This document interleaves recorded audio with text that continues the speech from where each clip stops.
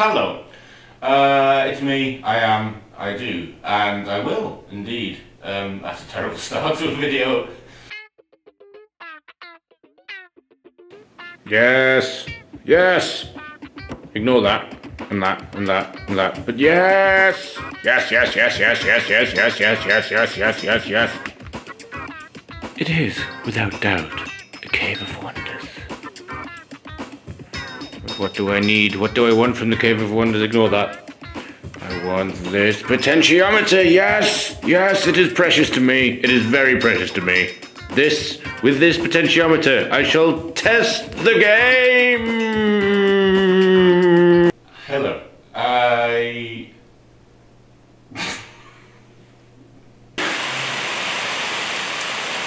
Excuse me, what are you doing? This isn't Canada!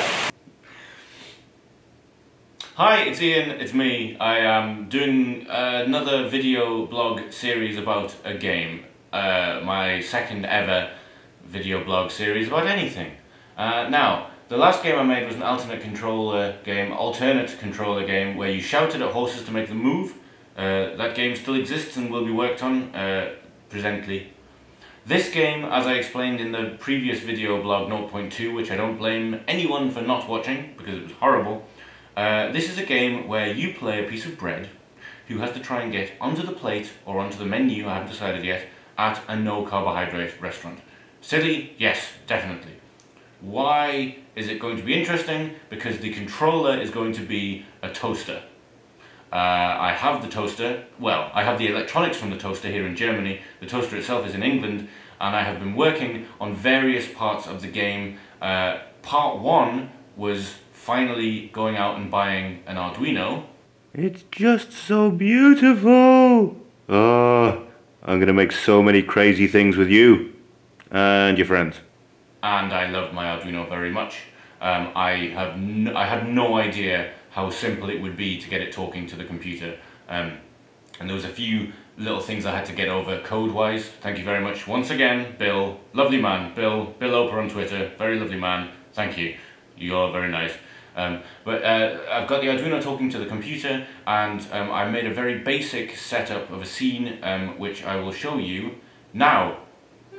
And here we are in Unity. So, I have made a very basic scene. It is based almost entirely on the Cooking with Unity from scratch to published series. I suggest you go and look at that if you're an idiot like me.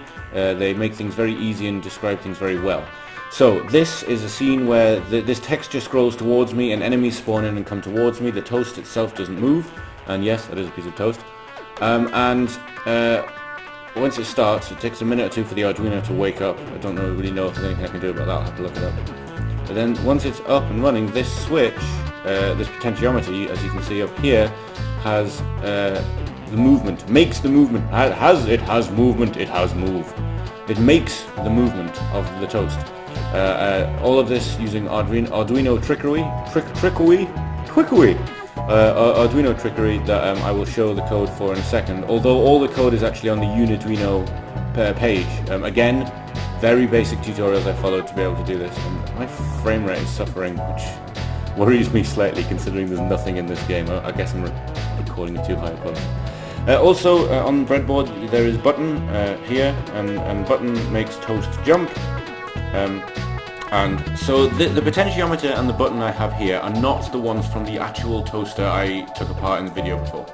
They are a potentiometer I ripped out of an old stereo, tiny dial here, and a button that I got with the Arduino. I got like the beginner's Arduino kit, which wasn't clever, actually. There's no point in me getting that. It was too expensive for the stuff that was in it, but still, it got me an Arduino. And the...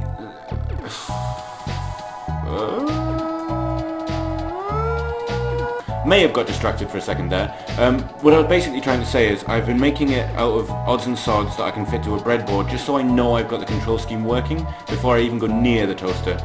Once I've got the control scheme working, then I'll start trying to use the innards from the toaster itself and work out how to make the all-important jump button using the spring-loaded side of the toaster. And the toaster itself is in England. Something I may have already mentioned. Anyway, back to the studio. So, that signifies what I've done with the game so far. Do I go into coding this episode?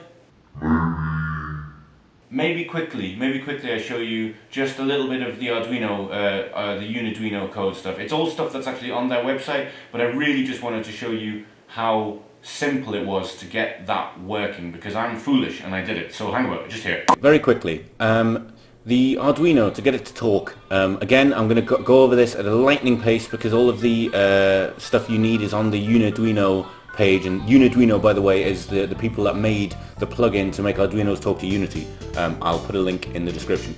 So you declare, you talk about your Arduino here, blah blah, and pot value is the value that comes from the Arduino to, from the potentiator through the Arduino into Unity, and it is, in my case, a value between 0 and 1021. I don't know if that's the same for all potentiometers. I still am dumb as hell about electronics. But the really, and most of the rest of this is, I'm not going to spend time on it particularly because it's all stuff you'll find in beginner scripting for any kind of Unity stuff, and there are people that do that, and I'm not really here, I can't teach because I don't know. The real cool bit though is this here.